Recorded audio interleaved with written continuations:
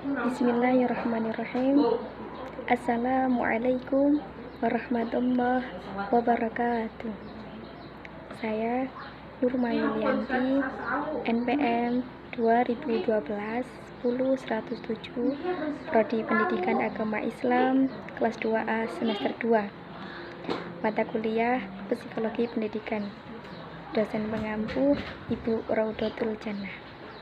Baik, di sini saya akan menjawab pertanyaan nomor 1, ujian akhir sekolah, dengan menggunakan video ini sebagai berikut. Tugas ini diajukan untuk memenuhi UAS Psikologi Pendidikan.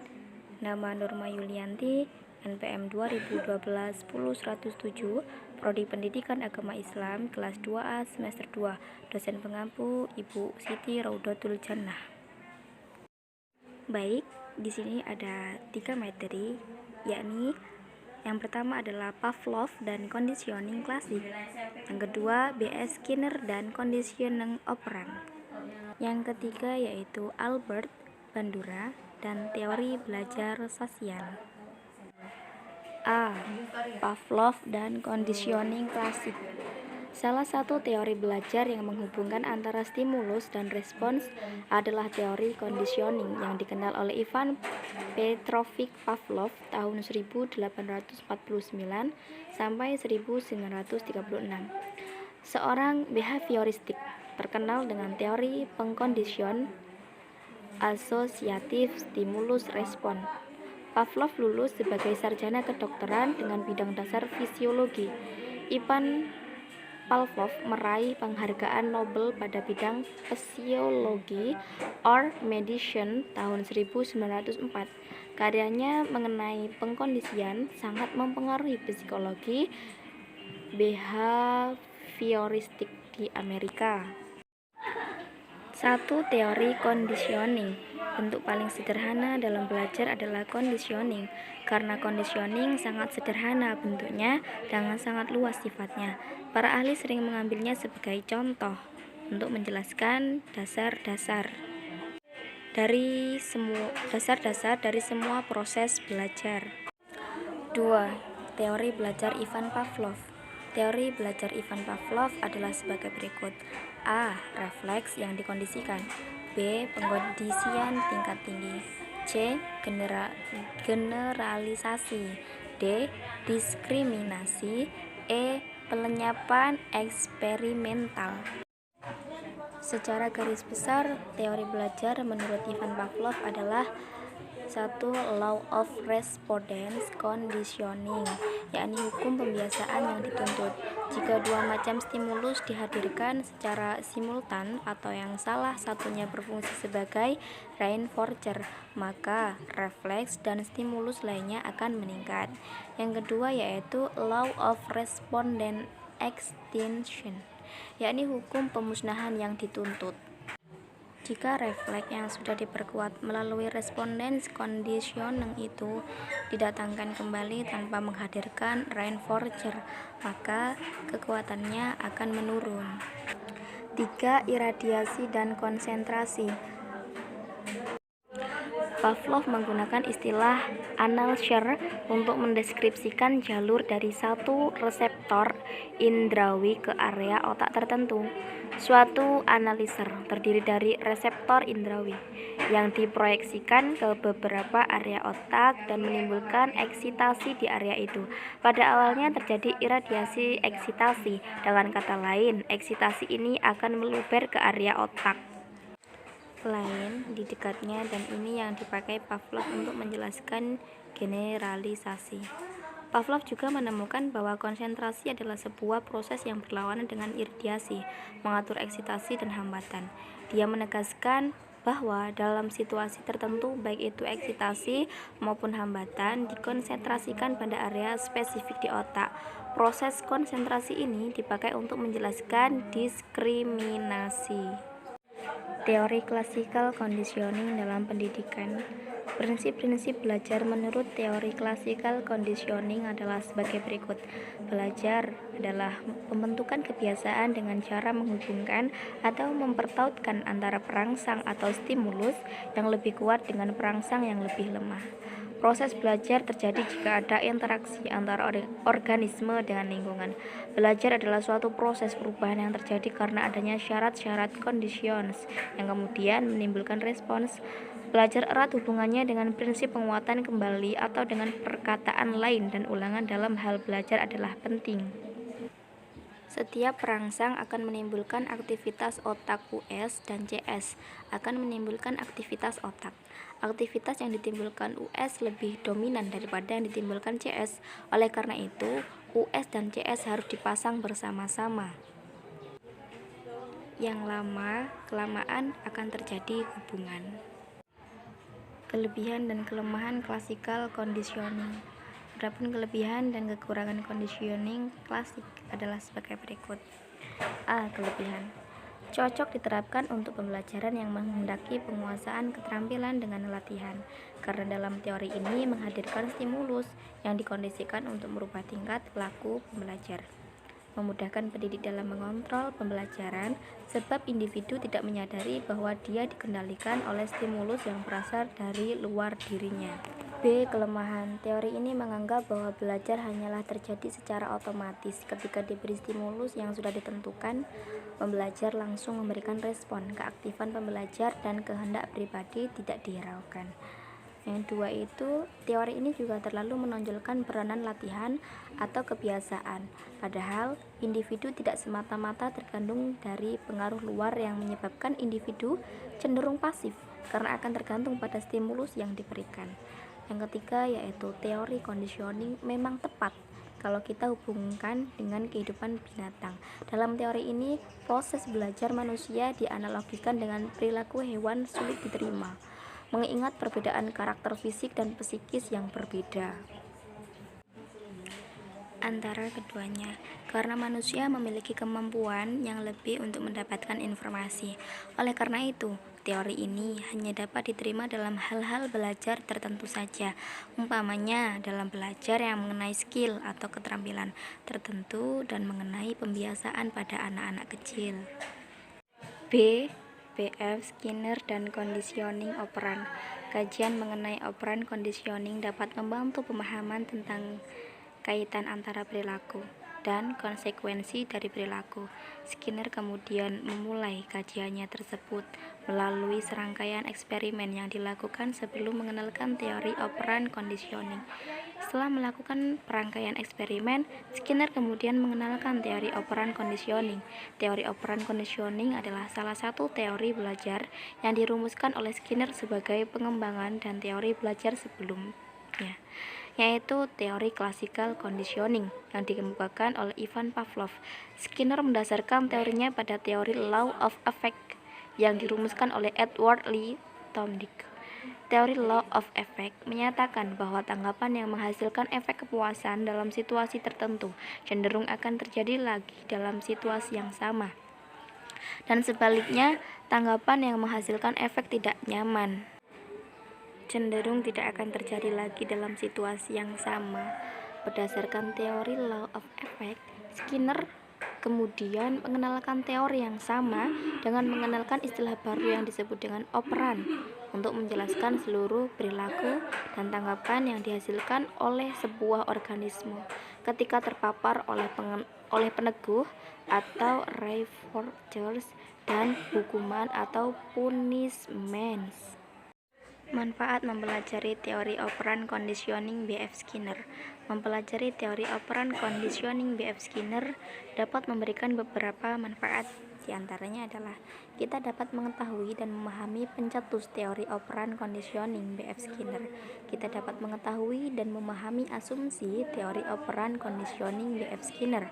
Kita dapat mengetahui dan memahami beberapa konsep dasar dalam teori operan conditioning B.F. Skinner. B. Konsep Terdapat dua konsep dasar yang paling utama dalam teori operan conditioning, yaitu reinforcement atau peneguhan dan punishment atau hukuman.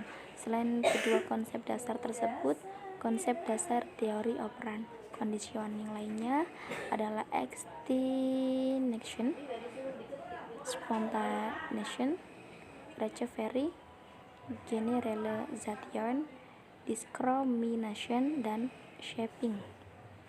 1. Reinforcement atau peneguhan. Reinforcement atau peneguhan adalah stimuli yang meningkatkan atau menguatkan tingkatan perilaku dalam sebuah organisme. Reinforcement atau peneguhan memiliki dua bentuk, yaitu positive reinforcement dan negative reinforcement. Positive reinforcement menguatkan perilaku dengan cara menyuguhkan stimulus positif segera setelah terjadinya perilaku. Contoh, nilai A atau A+ adalah ganjaran yang dapat meningkatkan kemungkinan siswa untuk belajar lebih giat lagi di masa depan untuk memperoleh nilai yang baik. Negative reinforcement menguatkan perilaku dengan cara menghilangkan stimulus negatif segera setelah terjadinya perilaku. Contoh, siswa akan belajar lebih giat untuk menghindari memperoleh nilai F dan kegagalan seperti tidak naik kelas. Punishment atau hukuman. Punishment atau hukuman adalah stimuli yang menurunkan atau melemahkan tingkatan perilaku dalam sebuah organisme. Punishment memiliki dua bentuk, yaitu positive punishment dan negative punishment. Positive punishment yaitu melemahkan perilaku dengan menyajikan stimulus aversif segera setelah terjadinya perilaku. Contoh, untuk menghindari nilai yang buruk dan kegagalan dalam ujian, siswa akan mengurangi teknik belajar yang buruk. Negative punishment yaitu melemahkan perilaku dengan menghapus stimulus positif segera setelah terjadinya perilaku. Contoh, siswa yang tidak belajar dengan sungguh-sungguh akan kehilangan kesempatan untuk bermain dalam tim olahraga karena perilakunya. Dalam rangka untuk menghindari kesempatan tersebut, siswa akan mengurangi perilakunya. Extinction atau kepunahan. Extinction terjadi ketika perilaku yang diperkuat sebelumnya tidak lagi diperkuat dengan peneguhan positif maupun peneguhan negatif. Konsep extinction dalam teori operan conditioning memiliki kesamaan dengan teori klasikal conditioning. Contohnya, dalam eksperimen yang dilakukan Skinner, tikus mungkin akan berhenti menekan tombol jika layanan makanan berhenti. 4. Spontaneous recovery atau pemulihan spontan. Spontaneous recovery terjadi ketika perilaku yang telah hilang kembali muncul tanpa adanya peneguhan. Hal ini sifatnya muncul tiba-tiba karena stimulus yang dihasilkan hanya muncul saat respon aktif secara mendadak. 5. Generalization atau generalisasi. Generalization terjadi ketika seorang individu belajar untuk membuat tanggapan tertentu terhadap stimulus tertentu dan kemudian membuat tanggapan yang serupa namun dalam situasi yang berbeda. 6. Behavior shaping atau membentuk perilaku. Shaping adalah metode pengkondisian yang banyak digunakan dalam pelatihan hewan dan mengajarkan bahwa non-verbal manusia. Hal ini tergantung pada keberagaman operan dan peneguhan. Shaping terjadi dengan cara mengurangi atau memecah perilaku yang kompleks ke dalam beberapa perilaku yang lebih sederhana. Selain itu, shaping juga dapat terjadi dengan menguatkan beberapa pendekatan yang berurutan terhadap perilaku yang kompleks. Contoh, mengajarkan kepada seorang anak bagaimana cara berjalan. 7. Discrimination atau diskriminasi. Discrimination terjadi ketika seorang individu belajar untuk memperhatikan berbagai aspek unik atau yang tidak biasa dari situasi yang sama dan kemudian memberikan tanggapan secara berbeda. Manfaat mempelajari teori operan conditioning B.F. Skinner. Mempelajari teori operan conditioning B.F. Skinner dapat memberikan beberapa manfaat. Di antaranya adalah kita dapat mengetahui dan memahami pencetus teori operan conditioning B.F. Skinner. Kita dapat dapat mengetahui dan memahami asumsi teori operan conditioning B.F. Skinner. Kita dapat mengetahui dan memahami beberapa konsep dasar dalam teori operan conditioning B.F. Skinner. C. Albert Bandura dan teori belajar sosial.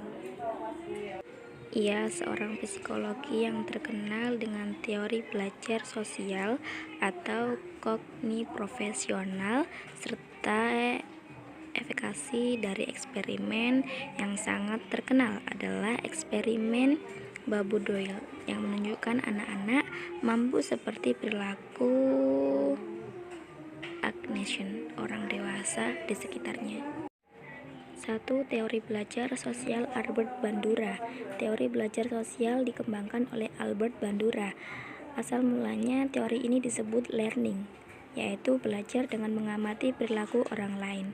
Dengan demikian, dengan pemikirannya adalah belajar dengan cara mengamati perilaku individu, dan sebagian perilaku individu diperoleh sebagai hasil belajar melalui pengamatan atas tingkah laku yang ditampilkan oleh orang lain yang disajikan sebagai model.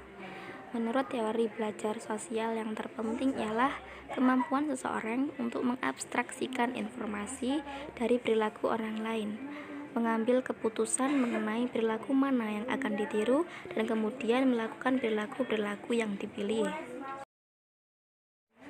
Macam-macam proses kognitif dari teori belajar sosial. Menurut teori belajar sosial, perbuatan melihat saja menggunakan penggambaran kognitif dan tindakan.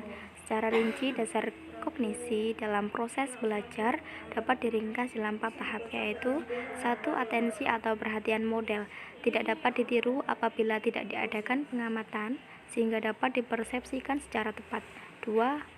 Retensi, jadi seorang pengamat menyimpan tingkah laku model yang telah diamati di dalam ingatannya karena tingkah laku tersebut harus bisa diingat kembali. 3. Reproduksi gerak, pengamat mencoba untuk mengungkapkan ulang tingkah laku model yang diamatinya. 4. Penguatan dan motivasi, tingkah laku dicontoh sebagai tindakan-tindakan terpuji yang mempunyai motivasi untuk menirukan. B. Kelemahan dan kelebihan teori belajar sosial. 1. Kelemahan teori belajar sosial Albert Bandura. Teori belajar sosial Albert Bandura sangat sesuai jika diklasifikasikan dalam teori behavioristik. Ini karena teknik pemodelan Albert Bandura adalah mengenal peniruan perilaku, dan ada kalanya cara peniruan tersebut memerlukan pengulangan dalam mendalami sesuatu yang ditiru. Selain itu juga, jika manusia belajar atau membentuk tingkah lakunya dengan hanya melalui peniruan atau modeling, sudah pasti terdapat individu yang menggunakan teknik peniruan ini juga akan meniru tingkah laku yang negatif, termasuk perlakuan yang tidak diterima masyarakat. C. Kelebihan teori belajar sosial Albert Bandura. Teori belajar sosial Albert Bandura lebih lengkap dari teori sebelumnya. Karena itu menekankan bahwa lingkungan dan perilaku seseorang dihubungkan melalui sistem kognitif orang tersebut. Bandura memandang tingkah laku manusia bukan semata-mata refleks atau stimulus, melainkan juga atas reaksi yang timbul akibat interaksi antara lingkungan dengan kognitif manusia itu sendiri. Pendekatan teori belajar sosial lebih ditekankan pada perlunya conditioning atau pembiasaan merespon dan imitation peniruan. Selain itu, pendekatan belajar sosial menekankan pentingnya perhatian empiris dalam mempelajari perkembangan anak-anak. Penelitian ini berfokus pada perkembangan anak-anak, faktor sosial dan kognitif. Aplikasi teori belajar sosial terhadap pembelajaran. Bandura percaya bahwa segala sesuatu yang dapat dipelajari melakukan pengalaman langsung juga bisa dipelajari secara tidak langsung melalui observasi. Bandura juga percaya bahwa model akan sangat efektif apabila dilihat sebagai seseorang yang memiliki kehormatan, kompetensi, status tinggi, atau kekuasaan. Dan dalam hal ini, sebagian besar guru memiliki kriteria tersebut sehingga dapat menjadi model yang berpengaruh besar. Guru dapat menjadi model untuk suatu keahlian, strategi pemecahan masalah, dan kreativitas. Guru juga dapat menjadi model tindakan yang akan diinternalisasi siswa dan karenanya menjadi standar evaluasi diri. Seseorang guru harus dapat menghadirkan model yang baik. Model yang baik harus dapat mempunyai pengaruh yang kuat terhadap pembelajar, sehingga dapat memberi perhatian kepada si pembelajar. Model di sini tidak harus dari guru, namun tergantung apa yang akan diajarkan. Teori sosial belajar ini cocok untuk mengajarkan materi yang berupa aspek psikomotorik dan efektif, karena pembelajar langsung dapat memperhatikan, mengingat, dan meniru dari model yang dihadirkan.